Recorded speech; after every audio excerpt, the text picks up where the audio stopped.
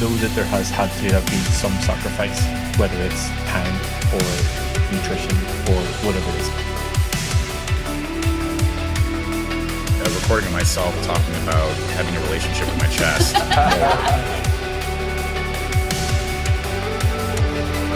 I'm Ben Canning. I'm Dave Kennedy. And this is Hacking Health Podcast. Yo, what's up, everybody? Welcome back to the Ben and Dave Show, Hacking Your Health Podcast. What's going on, dude? What's up, man? So you were gone last week, so we weren't able to get a podcast in last week, and so this is coming fresh off the presses. So this will be released Tuesday, and today is Monday. So this is literally you're listening to just a little bit of past Ben and Dave, just one day. So like a lot can change in a day, but not that much.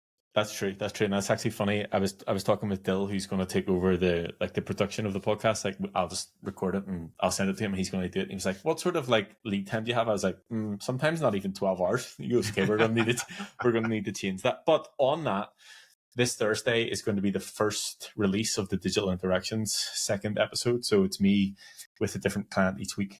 We've got 8 in the bank. So Justin's going to be first, and they're going to be released every Thursday as an additional episode. So I like how you have already like 8 in the bank, and we struggle to get 1 in the bank. I am. Yeah. No, don't worry. I'm on it. We can't coordinate with travel, and other times I can do it with other people, but yeah.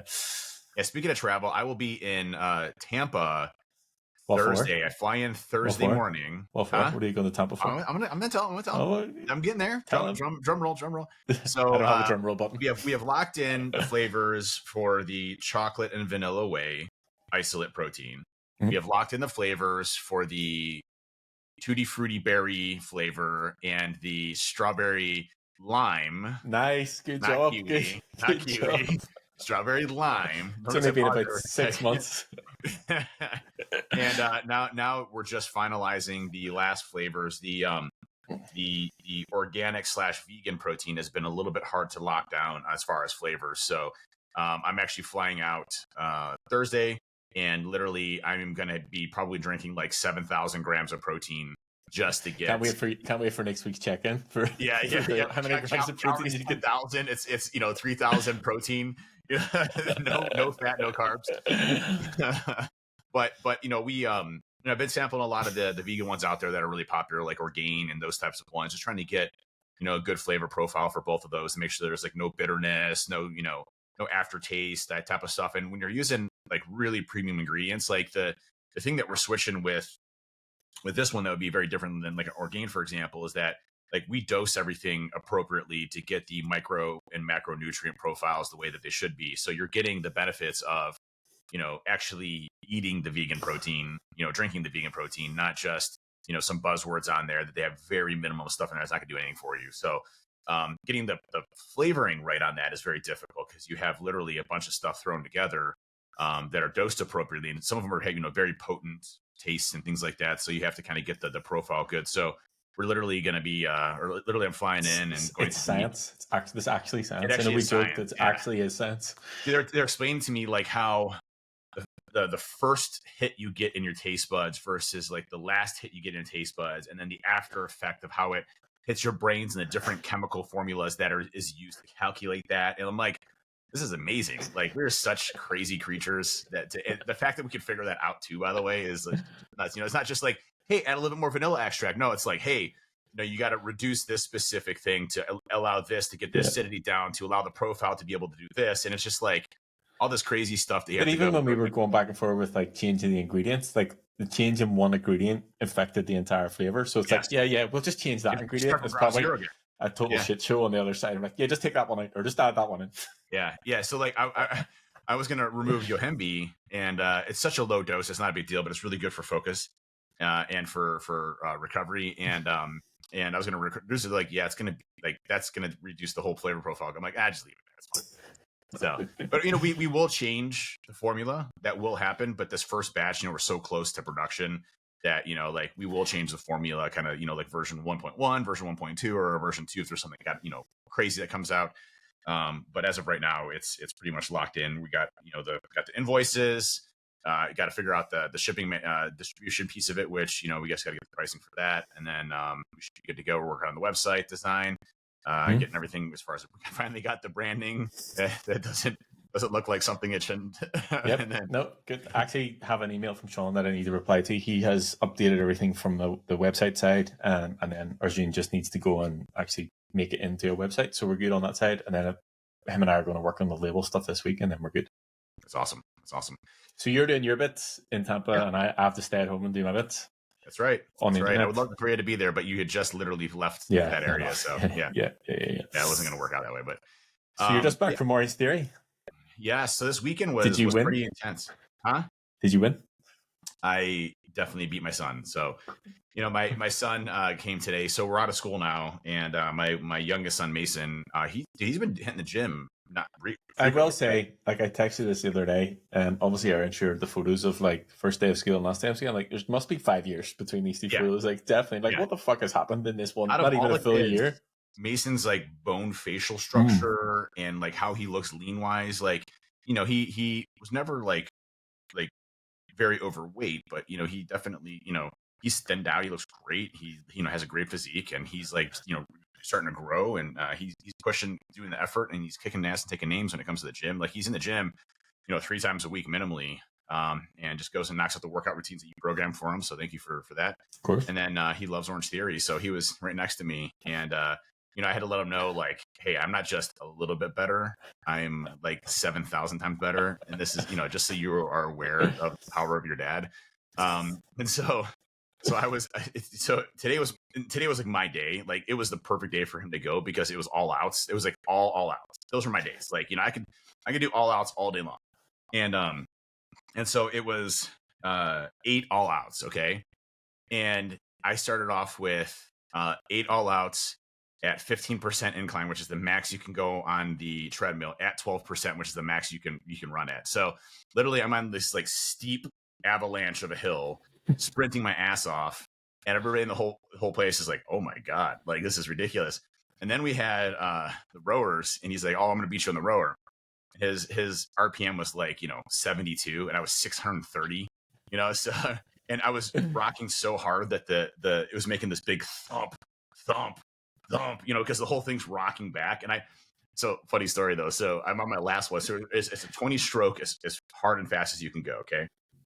I get to the 20th one, and I pull back so hard that my hand on my right slips off, and the whole thing rocks backwards. It almost falls over, but it makes this loud crashing sound, and everybody looks back at me. I'm like, sorry about that, everybody. I'm okay. Sorry about that. But it was a good workout. And it's funny because I did Airsoft on Friday, and I have Whoop, or I'm using Ultra Human right now, but the workout routines show that Airsoft is like 7 times more intense than HIIT training. So I'm getting like HIIT training in the weekend and doing Orange Theory. It's like all this, like it's crazy. It's the elevated heart rate of like just the adrenaline through it as well. And you're just continuously like there's games where I'm just sprinting back and forth the entire time, and I'm drenched. Like I don't like sweat that much, especially when I'm lifting, or even like in HIIT training. I'm not that sweaty. I mean, I'll get like a little bit like around my neck area, but like not just my entire shirt is drenched. You could wring it out with water when I'm doing nice. Airsoft. So like it's definitely more intense, I think, from a cardiovascular perspective, because I'm continuously sprinting, quick bursts, having to go different locations. But I definitely killed all of the little kids this weekend. It was great. Obviously, in Airsoft simulated, they were not happy with me, so it was good. Good. That's what we want. Yeah. How you doing, man? I'm doing good. I am just getting the final bits and pieces together for the gym. It's getting a lot closer than... Well, I'm saying it's getting a lot closer. I have put a self-inflicted timeline on it of the Belfast event, so I'm not like, oh shit, right, I need to get this shit sorted. Yeah. But again, like similar to you and I going through this supplement thing, like just things that I didn't think about. Like you have this idea of like, okay, we're going to just start a supplements company, and then the reality of what that actually looks like is much different. Trying to get it all coordinated. Same with the gym. It's like, oh yeah, just get a unit, and then I'll just put the stuff in it.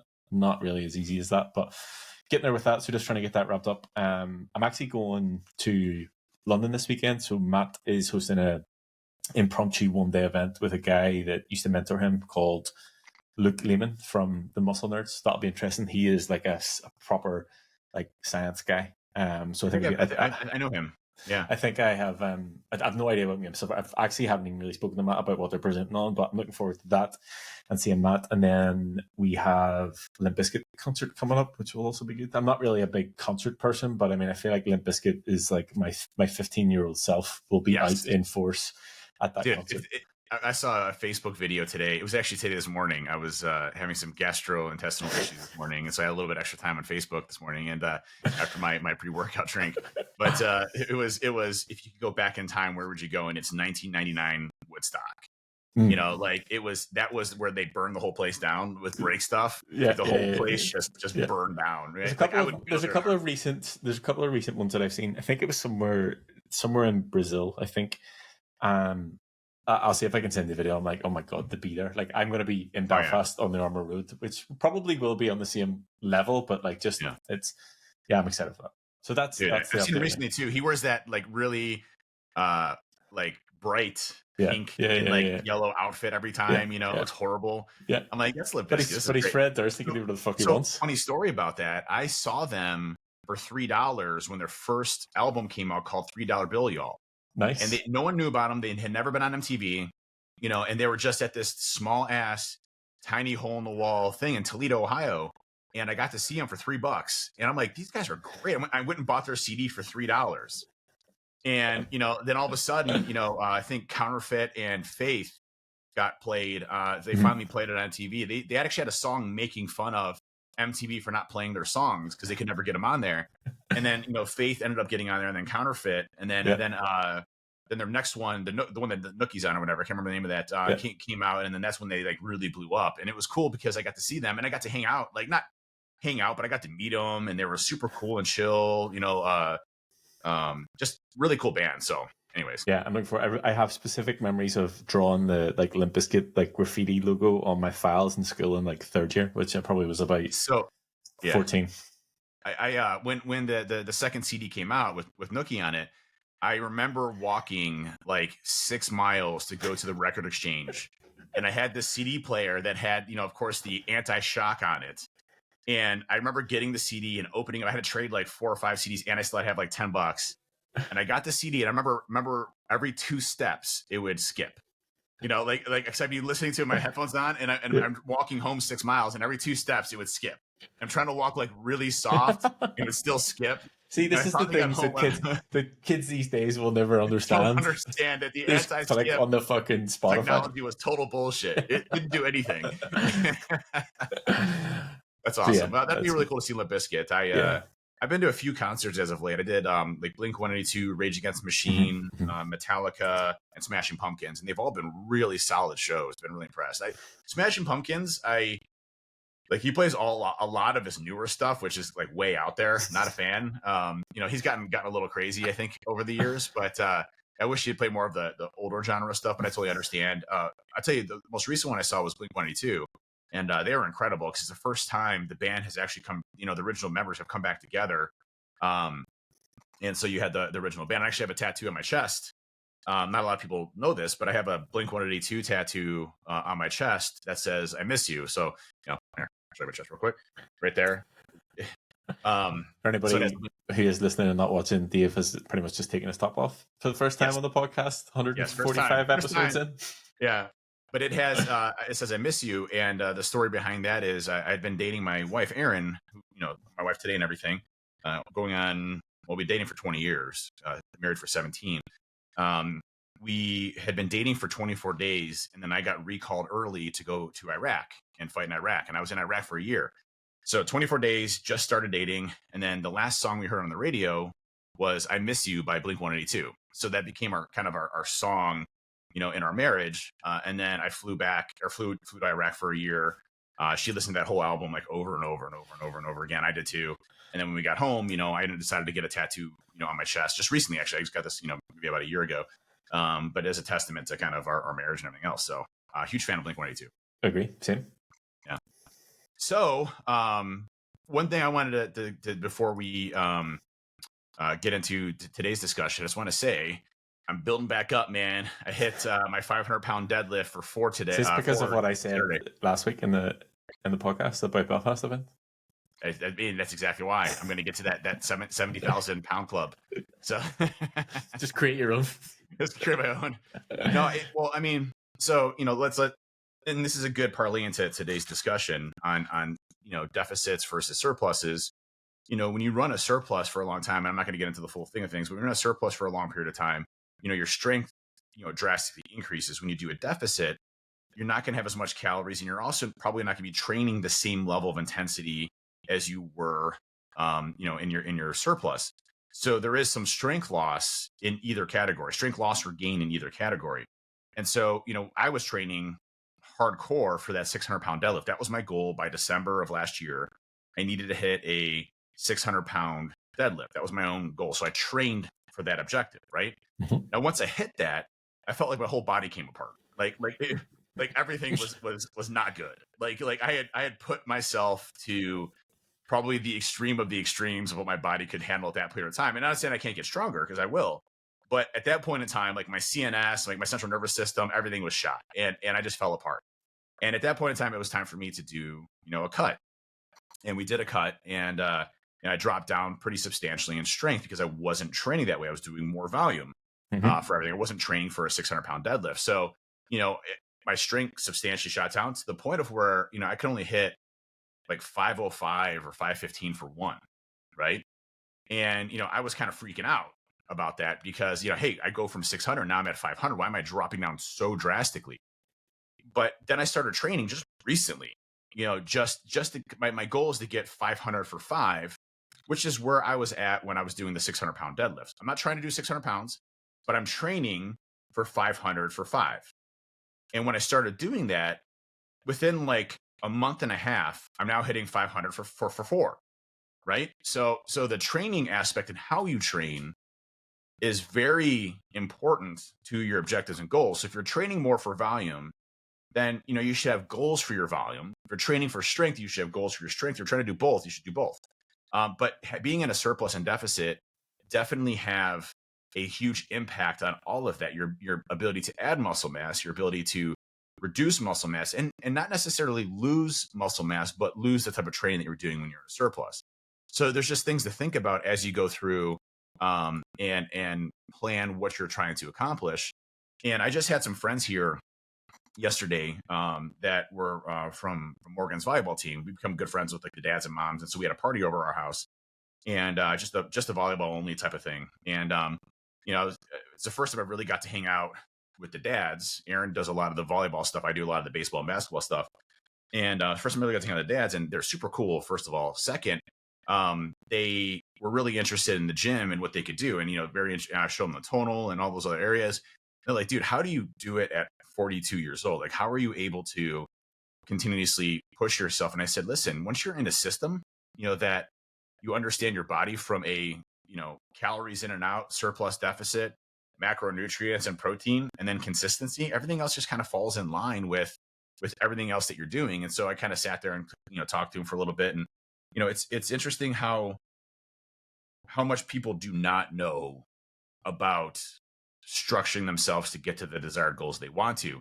And that's the thing we talked about a few podcasts ago, is that our bodies will morph into what we do. So if we're just sitting down all day in front of a computer, our bodies will morph to sitting down all day in front of a computer. If we're pushing ourselves as a runner, long distance runner, our bodies will condition ourselves to be long distance runners. If we're pushing weights, our bodies will adapt and get larger and stronger because we're lifting weights. That's what our bodies do. So it's all just repetition and time. These are the things: consistency, repetition, and time are the things that will make the desired results you have, the desired results that you want. And it's just a matter of, finding out what you want to be, being gradual with it and being methodical with it. And then from there, starting to build your plan out of how you want to actually execute and go and do it. And I remember, Ben, when I first started with you, I said, I want to be huge, right? Yeah. I want to be big. That was my thing. I want to be big. And we're like, all right, let's figure out a way to get there. Let's start planning it. And, that's what we do. And that's what we do. And my bogeys have changed. I'm bigger than I thought I ever would be. It's still the goal. The goal is still to get big. Trust me, there's no stopping this. There's no stopping this. Like it's going. There's no end result here at this point. Erin said this the other night. She's like, so when do you think you're going to be like good with how big you are. Cause like, she's like, you're Nope. really big right now. And Nope. I'm just starting, honey, just so you know, like this is the beginning stages. We're just building the momentum at this stage. Right. I'm still in foundational level stuff here. This is, now shit gets serious, So, No, but I think you're definitely right. Number one, like the lack of knowledge people have is almost, I guess, I say frightening, but maybe not so much because obviously I've lived and breathed it for the past 10 years. So if I always try and think back to like myself 10 years ago before I started, and probably try to remember a lot of the things that I went through or thought or didn't know, because that's where a lot of people are at the minute.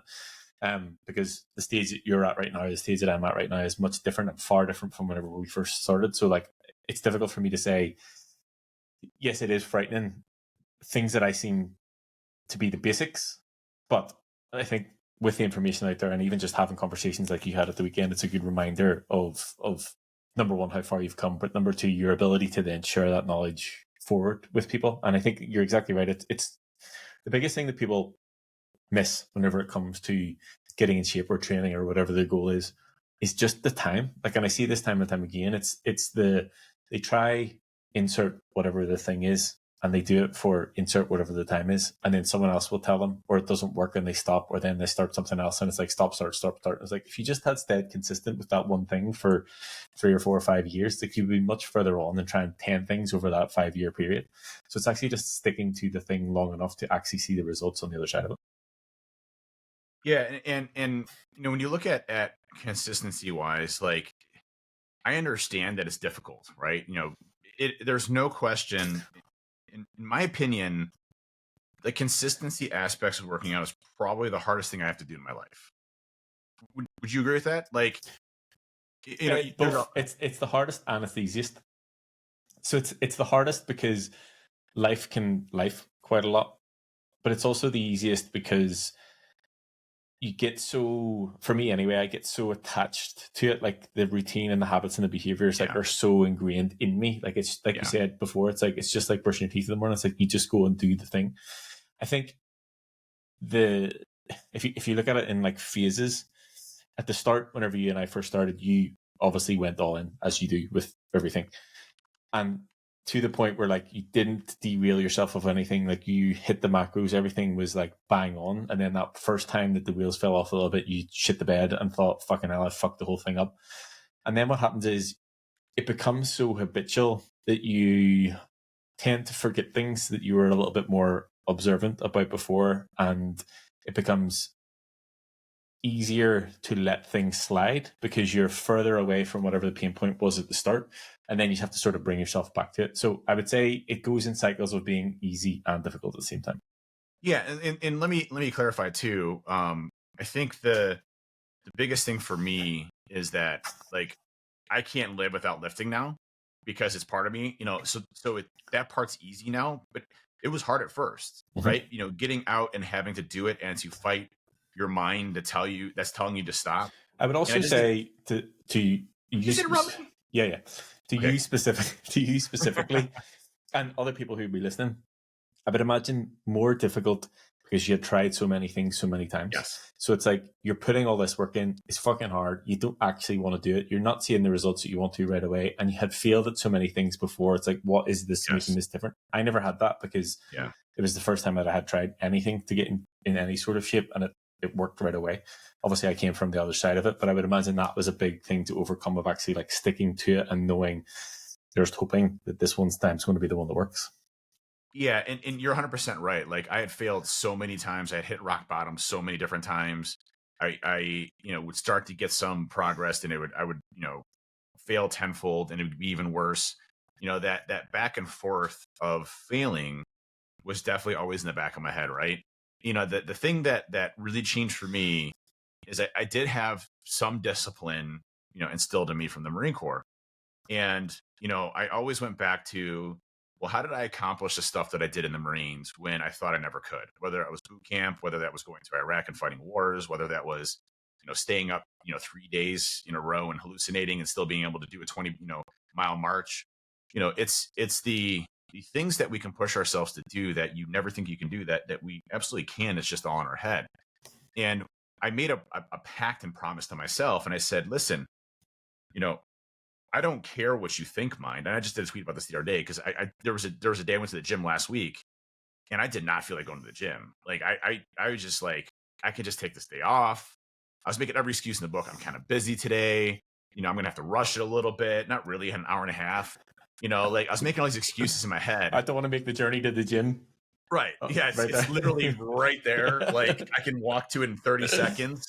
I was making every excuse in the book and I said, shut up. I'm going to the gym and I'm going to lift because that's what I do. Stop this bullshit. Like you're just getting in your own head. It's not worth it. You're going to go and do it.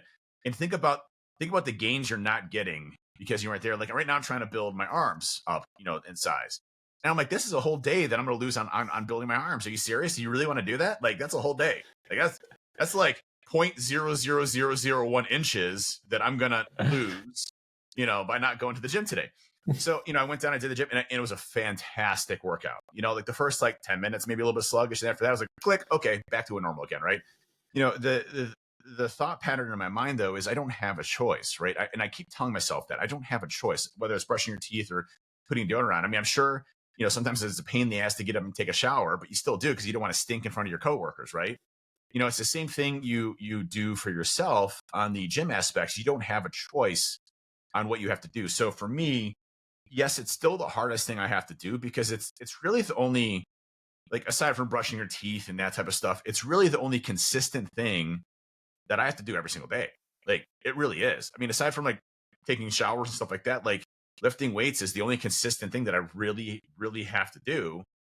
That is taxing on myself, my brain, my body, my mental fortitude, everything else. It's just, so to me, it's the hardest because it's always constant. Right. And this weekend, I had a really busy weekend. I was completely packed Saturday. We had baseball games all day. Then we had a party to go to. Sunday, really, again, busy day. I was smoking meats all day and stuff. And I had a time period right when I got home from literally sitting in the sun for 8 hours, sweating my ass off at baseball games. And then I had 2 hours before I had to go to this party at our friend's house. And I'm like, perfect. Quick shower, go lift, take my, and I was like, it was a legs day. So I was drenched in sweat, my sweat, I'm profusely sweating. I'm exhausted. I literally take my shirt off, change into some good clothes. And then I go to this party and, get a couple beers in me and okay, I'm back to normal again, So, it's one of those things where you have to make time for yourself to go and do it. And that's, I think, critical. Agree. And I think it does come in waves. Sometimes I find it much easier to go and I'm in a good routine of it. And then sometimes, like you said, when you have potential excuses and work gets busy or whatever, it's easy to bin it off. But it is definitely the most consistent thing that I've done in my entire life. I'll say that. No, for sure. So this gets us into our topic today, which we haven't even discussed, which is we have caloric surplus. I've got it all planned out. What the fuck are you talking about? It's not a lot. I mean, you didn't really go into it much, but surplus and deficits. So yes. The reason why we get into this because aside from mindset and I would say eating habits and things like that, surplus, deficits, and maintenance are probably the most important aspects for somebody to understand to get the desired results they want. And, I get people all the time that just keep saying, oh man, I'm doing great, but I can't, get the abs. Well, abs are made in the kitchen. There's no question. It's the last thing you don't need to get them. They're already there. They're already there. Yeah. I mean, yes, you can get them volume and size wise, a little bit larger or whatever, but I don't train abs that often. I should, I really don't. And when I ever tell you? Maybe I've probably told you a story, but I don't know if I've shared it in the podcast. I remember when I did my first shoot, somebody commented on my abs in the sheet. And I was like, I never really trained abs. And then I think back to the job that I had at the time when I worked in the juice bar, and the juicer sat at about this level, and you had to put the fruit. This is literally this used to be my life. You had to put the fruit in the top, and then you had to push down on it. So I was almost doing a weighted crunch to lean down into it. So I was training abs pretty much every day for 8 hours a day without even really realizing it. So that's how you can use the stuff. Yeah, that's how I juicers. The juicer. Yeah, it's the base juicer. Yeah. Well, it's funny because the surplus, deficit, and maintenance are your essentially your map to getting your desired results, right? And then everything else kind of falls in line. So, calories in versus calories out. We've talked about this before. At the end of the day, there is no diet. It's how you use your food to sustain what you want to do and accomplish your goals. whether that's gaining more muscle mass and being in a slight surplus, gaining an ass ton of fat if you really want to do that and eat a ton of food, or shrink and have a little bit less body fat and while trying to maintain muscle mass, which would be slight caloric surplus, or go hardcore in it with the understanding that you're going to lose both fat and muscle at the same time. It's these small ebbs and flows that allow us to make the changes in our bodies, but they require you to do over time. And what's interesting, right now, and this is through my doctor, I'm in a caloric surplus, but I also have increased my testosterone levels slightly as I go through. So this should be more of like what you consider your bulking phase. So I'm on, I've talked about this before, I'm on testosterone replacement therapy. I was diagnosed with hypogonadism. I find that usually riding my testosterone levels between 900 and 1,000 is kind of my sweet spot. But in this case, I'm riding it around 1,200 or 1,400. So just a little bit higher from a testosterone perspective. And I have found that it has definitely increased my performance, my energy levels, my ability to add muscle mass more faster. So it's definitely helping out as, to get my goals and objectives. And on top of that, I'm eating, we're at what, 3,400 calories right now, I think. We just got increased last week when I did my check-in. Thank you. Thank you. I actually sat here. So I will say this, you're the only person that sends me an email to that specific email. So when I finish up for the day, I'll go through them and it's like, oh yeah, I'm good. And I'm like, fuck, I have to do these. And I literally had shut everything down. I went into the kitchen. I was like, I can't not do this today. So I came back and made sure that I got your check-in back in time. I was kind of disappointed because it was dark in the room and I couldn't see you very clearly. So, you got a fucking full-size cardboard cutout of me. You just put it in your office. I actually had that next to me as you're reading it to me.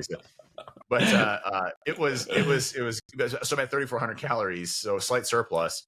And what's been interesting, through this process, and if you've listened to some of your previous podcasts, I didn't do so great on my cut last time, in my deficit, just because I was being lackadaisical with my calorie tracking. And this time around, though, what's interesting, if you look at, and even I would say in my surplus, I got a little bit more lackadaisical as well with check-ins, and I probably had a little bit more byproduct of fat. Now, what's been happening lately is my weight has stayed relatively constant, but I've gotten substantially leaner with more muscle mass, and I'm getting stronger.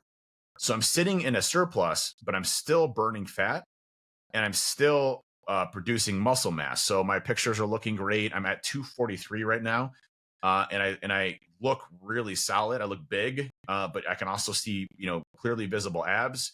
I don't have that like grizzly bear gut look, with it. I got more of that V taper. And I've been using this lat pullover machine like 3 times. So my lats have grown like 3,000 inches since I started using that machine 3 times. But it's definitely more calculated. And with the calculations and being more precise with what you're doing with calories, those goals become much more obtainable, I would say, and having a lot of success with this current surplus. Yeah, and actually, sort of touching that, I'm going to send you a YouTube video for you to watch this week, and we'll talk about it. Well, you'll have to watch it at least today or tomorrow, because we're going to talk about it when we record a podcast on Wednesday that's in line with this. So this will be episode 1 of this, and we'll touch on it in a second. Obviously, before we went to the extremes in terms of calories, like pushed calories to 4,000 plus, and I think I have realized in myself, and specifically with you, that there is absolutely no need to do that. Like riding the lines of being in a slight surplus and being a slight deficit is more than ample to get the results that you do need. But I want to talk about why I actually wanted to talk about this today. It's maybe to air my frustration, we'll say, so strap yourself in. I had a couple of clients do their check-in last week, and they asked specifically how long they were going to be in a deficit for, so they knew the timeline. So I went back and I looked at how long we've been in a deficit for and how many weeks out of that deficit they had actually stayed within their calories and or hit their output markers. So had they either overconsumed on their calories or underperformed in the amount of output. And over a 12-week period, there were 7 weeks that they had not hit their markers. So my response to those were, every week that you miss your markers is going to add an additional week to your fucking deficit. So start doing the fucking work that you should be doing in the first place. Yes. So my point of all of this is, number one, why are we in a deficit? Why are we in a surplus? What's the point, and how long should you spend in each? I guess definition-wise or purpose-wise, deficit is the goal is to get leaner. So the goal is to strip off as much body fat as possible. I always try and say maintain as much muscle and strength as possible. Obviously, you can't maintain it all, but we definitely try and maintain as much as possible. Then moving into surplus, we start to increase calories with the goal of growing in size, muscle mass wise, and obviously growing and gaining in strength. you do get unwanted body fat as a byproduct of that. And then back to my point about, going 4,000 plus calories, you will gain more the more calories that you eat. And then we run in these cycles. And you've heard Dave and I talk before about how I've spent the past 10 years, as soon as I go into a surplus and not being able to see a full six pack, like going back into deficit and chasing them back and forward. And when I'm leaner, I want to be bigger. And when I'm bigger, I want to be leaner, and all this eternal bullshit. Timeline wise, first of all, it depends on your start point. The best way, I guess, to give some actual tangible advice in this, I would always go for being in a deficit first. So getting as lean as you can before moving into a surplus, because it gives you more of a runway in your surplus. So as I said, you're going to get unwanted body fat as you go into a surplus, and making sure you're as lean as possible will give you more of a runway or more timeline, more time horizon moving into that surplus. You do have to weigh up whenever you get to a point where you're lean, how far you want to push it, because sometimes it just does become a little bit counterproductive, and your ability to work out at a certain intensity or a certain level will start to deteriorate. Whenever it comes to moving into a surplus, I always try and stay within being able to see visible abs of some sort, because again, you run into the point where it starts to become counterproductive, and you're going to need to start stripping off the body fat that you're putting on at some point anyway. What I'm a fan of doing at the minute is pushing calories up into a slight surplus and maybe run that for 10 to 15 weeks. If we start to get to a point where we're not happy with overall body composition, then we'll just run quite an aggressive mini cut. So we'll do maybe 4 or 5 weeks where we strip calories quite significantly for that time period to quote unquote tidy things up, and then we can start to push again. So it means that we can again spend a lot more time in a surplus, which is one thing that I wish I had done whenever I was younger or whenever I first started training. And it means you get more time in a surplus, and then you're not adding loads of pounds of body fat on the other side. So there would be the two ways that I would look at it. Again, always taking into consideration what your overall goal is. Like if your overall goal is not to get absolutely massive, then you don't really need to spend that much time in it. I will caveat that by saying you'll not get absolutely massive by accident. Trust me, I've been trying to do it for the past 10 years. Yeah, it's one of those things where, like, when I look at deficit versus surplus and things else, I think this surplus has probably been one of my most successful so far as ability to put on size and ability to stay relatively lean, because we're not pushing calories. It's been very gradual. In fact, when we first started off, I think I was at like 2,800 calories, and we didn't really increase much until my weight stabilized. And, because it was fluctuating quite a bit as, I started getting used to the calories and the macros and everything else. And my body was adjusting to kind of new eating habits. And, once I kind of, levelized around 240, we started looking at it and saying, okay, it's been 2 weeks. We're at 240, 241, as an average. Let's start pushing calories, 200, so we went to 3,000. And then what's interesting is, I went to like 242, 243, but then I started dropping down again at, 3,000 calories. So we went to 3,200. So it's just playing with these numbers very slightly to get a bit of an increase so that you just have a little bit of extra calories to do what you need to do. But what really started changing, again, being very consistent with how I'm eating and what I'm doing, my physique started changing pretty drastically. Started getting much leaner, seeing more visible abs, getting stronger. So my deadlifts are increasing, my bench press is increasing, my shoulder is back to health again. I was doing at Orange Theory today, I was doing 50-pound overhead dumbbell shoulder presses for 12 at a time, 0 issues, whereas before I was barely doing 30 because I wrecked my shoulder. It's either my shoulder or heck or whatever, so my weight dropped substantially. So I'm just rebuilding back from that. And you look at that and these slight changes in increments, these very slight deviations, I think people try to swing that pendulum one way or the other, too quick or too fast, and they end up hurting themselves. I was talking to one of the guys yesterday, and he's like, man, I remember, I started working out heavily, and it's such a common theme. He's like, I started running like crazy and cardio, and all I would do was just eat salads all day. And I felt like shit. I was miserable, but I dropped the weight eventually. And he's like, but I couldn't sustain that because it wasn't something that, I felt horrible all day long. He's like, I was tired. I had no energy. My body's basically starving his body, right? Just by eating, he thinks he's eating healthy just by eating salads. And, and I'm not saying salads aren't healthy, but your body needs more than just salads. And, I think people need to recognize that it's these slight changes that you do to being consistent, being how you eat, making sure you're getting, adequate protein supplementation. And then from there, kind of, making tweaks based off of the type of desired results that you want. And it's just kind of that back and forth, right? Yeah, well, I think that to give some actual like what it is that I look for and what it is that we're talking about whenever you said about your weight stabilizing and me adjusting calories, essentially in a surplus, obviously you want your weight to increase because you want your strength to go up, you want your muscle mass to go up, which is going to make your weight increase. We obviously don't want it to go up rapidly because that's going to show there's a certain level of muscle mass that you can produce or build over a period of time. So we don't want to just like every week by gaining 3 pounds because that's majority of that is going to be body fat. So what I look for is I'll increase calories, see how your body responds. If it goes up, cool. And then we'll leave calories at that until it starts to stabilize. If it starts to come down, essentially what's happening is because of the fuel that you have, the additional fuel from calories that you have, because of the additional muscle mass that you're building, because of the increased intensity of your workouts, you're actually burning more calories. And that's what sort of drops down the balance across the week. And that's when we push calories up again. If we push calories up and weight goes down, then we just push calories up again. If we push calories up and weight stays the same, we'll hold that there for a week and sort of see what's happening. And then if we need to push again, we push again.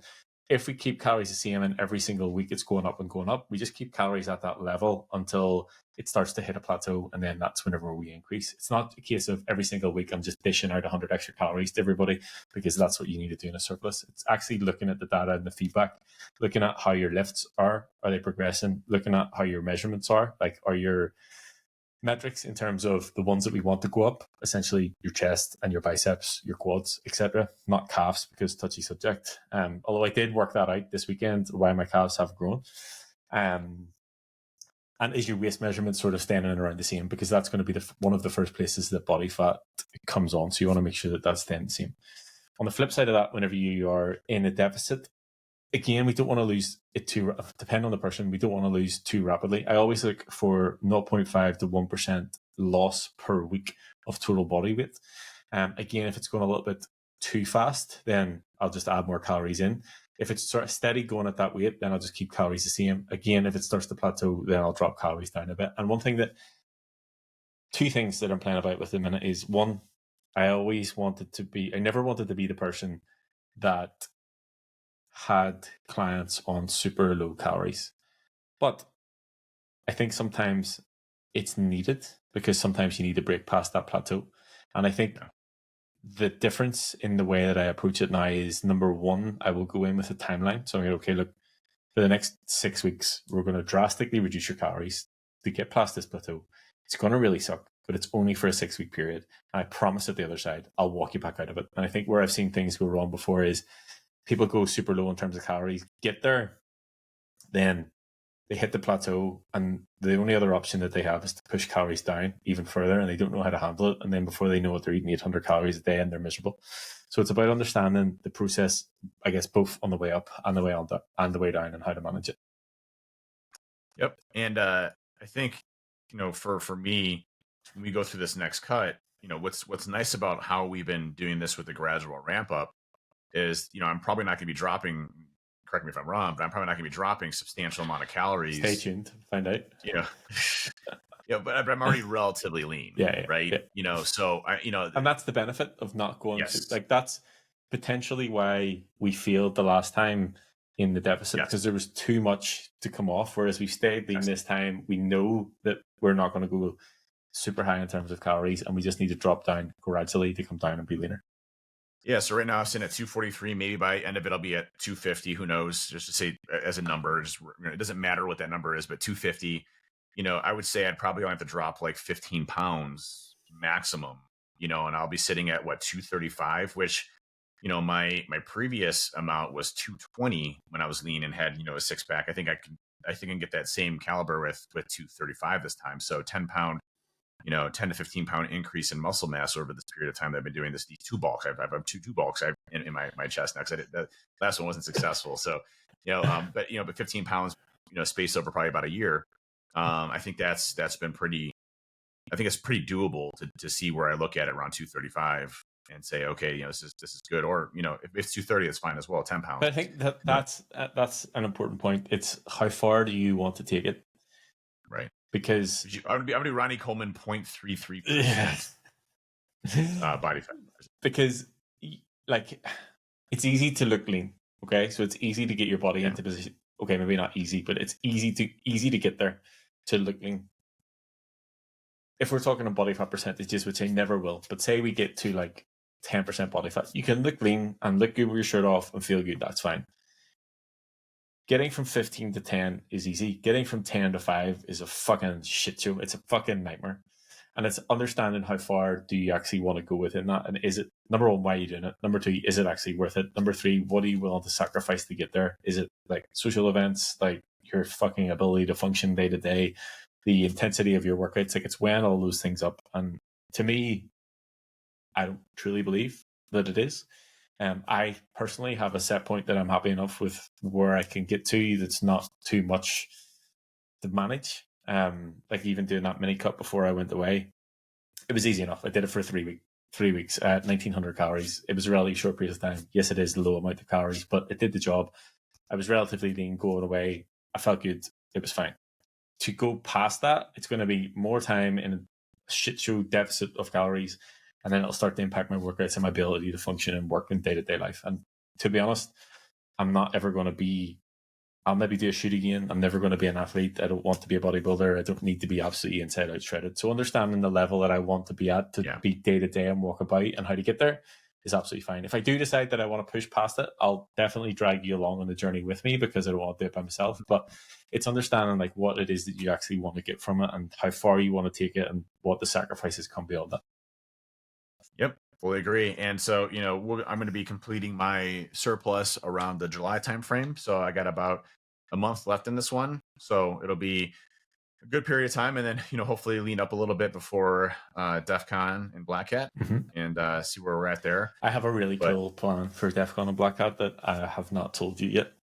Like as far as like an event planning, or more for me and my plan? No, you're not involved in it.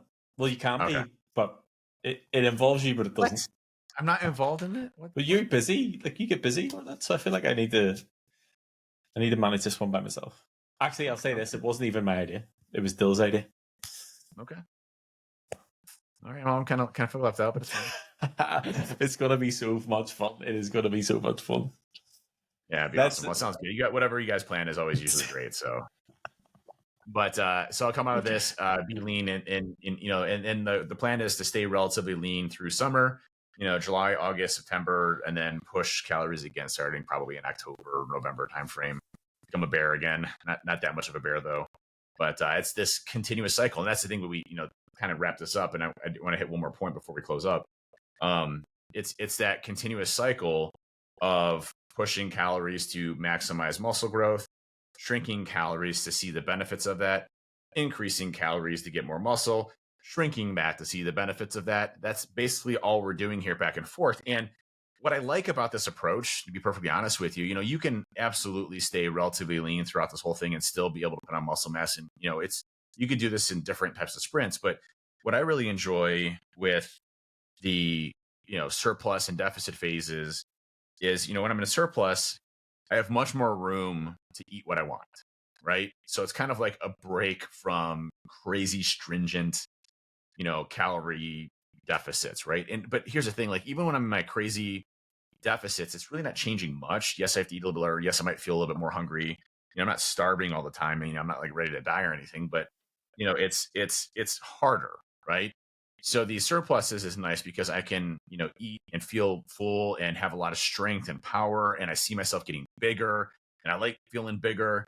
And so it's this constant back and forth. So I think it's a good period of time to do this for, like Ben was saying, 15 weeks or about 4 months or so, just being like a surplus, and then, cut back, and usually within like 2 months, you probably cut back that weight and enjoy, another 2 or 3 more months of staying relatively lean. And then from there, go back to, putting on more pounds again. So, it's, what a lot of bodybuilders do in their off season, or, getting weight, and then, their shredded season when they're competing. I'm not saying we're going into that level of phases, but, it's just a nice balance of harmony between, eating a bunch, not eating a bunch, eating a bunch, not eating a bunch. It's just great. It works out well for me. And you just got to make sure you don't get lackadaisical like I did this last time with it. So this time around, I will guarantee you, I will be 100% spot on with it, and it will be, not even a challenge because I've already committed to it. So I already know I can do it. Well, I have absolutely no plans to either be in a surplus or be in a cut. I'm happy with the level that I'm at right now, and I'm just going to continue. I think that's one point that's overlooked. Except calves. You're going to build your calves. Yes, it is. And I've realized the issue is two things. Number one, my ankle mobility, because I don't have the full range to actually work my calf. And the second issue is I don't actually train them. So that's why they have not grown them. But yeah, I think a point that's often missed is actually just being in a maintenance phase and being okay with that. Because like I said, I've always chased one versus the other. And I'm quite happy with my body composition right now. I have no mad desire to push things. The only thing that I might do coming into the Belfast event is start to push calories up, because if we're going to be doing strength tests, then I want to have the strength and have the fuel and have the muscle mass to do it, but I have no desire in terms of changing things drastically right now. Yeah. So the last point I want to hit before we wrap up, it would be a quick topic, but there was a study, and I talked about this a little bit last week, on fish oils causing potentially cardiovascular risk. Now, the study, it's if you dive down into the data now, it was a very large study. It had, where is it? It had 400,000 participants, which is a very large data study. Yes, ages 40 to 69. However, the only question that was asked in this data study was, do you consistently take fish oil? Okay. So they didn't look at dosages, where you're sourcing the fish oils from. And this is one of the first studies that's ever shown, a potential increase in risk of cardiovascular risk. If you don't know what I'm talking about, there was a study that came out recently that showed that, by increasing omega-3 fatty acid supplementation, you could potentially increase your risk for either A, a stroke, or B, a fib. But what it did show was if you already have those symptoms and you take fish oil, it reduces your chances. So the data is a bit conflicting, but also it's very granular. It's not a control study. It's not like a double-blind placebo, study, anything like that is going to be monumental. All we know is that people took fish oil, some didn't, some did, and it correlated to a potential increase in cardiovascular risk. So going through, what I've seen from a lot of the medical researchers in this area, their recommendation is, listen, it's still way too soon to correlate cardiovascular risk to fish oils. The previous studies show reduction in cardiovascular risk. They also show increase, in your overall cardiovascular health, your all cause morbidity. Man, I can do that. So you live longer, your chances of dying are less, your chance of getting cancer are less. EPA and DHA phenomenal for everything from your brain. It's an amazing brain food, all the way to joint lubrication and cardiovascular health. My recommendation, at least from reading from a lot more people are smarter than me in this, and in the medical study side, still continue to take fish oil. Just make sure you're sourcing it from good quality fish oil places. I actually get mine prescribed through my doctor. It might be something you want to talk to your doctor with. It's actually fish oil esters. They're an extract of the EPA and DHA, so you don't run into the issues of like spoilage and stuff like that. So I get mine prescribed. You can get them prescribed through, if you're using Illinois Alternative Medicine. My company with Emil, hormone replacement therapy company. You can get them prescribed directly through the doctor there. He'll send you those, monthly. And I'm not saying rep that. I mean, it's just easy to get. I use those as kind of my base supplement. But there's also like Thorne has really good fish oils, but make sure it's certified through. There's like a fish oil certification body. Make sure it goes through that process, because you want to make sure that the fish oil you're getting isn't tainted and doesn't have any other pollutants in it, isn't rotten or spoiled, because that's when I think you start to run into some of these issues. So make sure you source your fish oil properly. It's the right type of dosages, and go from there. The one that I prefer, it's let me find it really quick. It's the Thorne. It's the Thorne omega-3 with CoQ10. That's one of my favorite ones. And then you also have the Super EPA, which is another good one of theirs. So there's also an advanced DHA. So you just want to make sure the blends are good. The Super EPA is probably my favorite one, because it's a mixture of high EPA and then a mixture of DHA. So it's 425 milligrams of EPA and 270 milligrams of DHA. per serving, and that is one gel cap. I would recommend potentially doing 2 just to get the recommended dosages. So you'd be getting like 850 EPA and roughly around 500 DHA. That's probably a good source and dosage of those. But again, it's what you prefer, and obviously ask your doctor as you go through. But I wanted to give more context as I've been doing more research onto the fish oil stuff, because it kind of shocked me a bit, because I'm a huge advocate of fish oil. I use fish oil all the time. Wanted to see what was best for my health, and I also talked to my doctor. Went through some of that, and also looked at a lot of what the medical experts were saying online, that are well-known researchers in this field. A lot of them have done a lot of studies on fish oil. So just one last thing to throw in there as you go. So yeah, but I think that's important to delve in a bit deeper into studies. It's like, because you can read one thing and then be like, oh shit, I need to stop doing this thing. But it's like, that's what the headlines say. It's like, hey, you're gonna die if you take fish oil. Well, no, that's actually not what it's saying. So yeah. Sweet, cool. Well, we will continue this conversation. I sent you a link there to talk a little bit more around surplus and a deficit. We'll talk more about that on Wednesday, but thanks for listening. As I said, tune in on Thursday for the first episode of our Digital Interactions podcast with Justin, and we will see you next week. Later, everybody. Have a good day.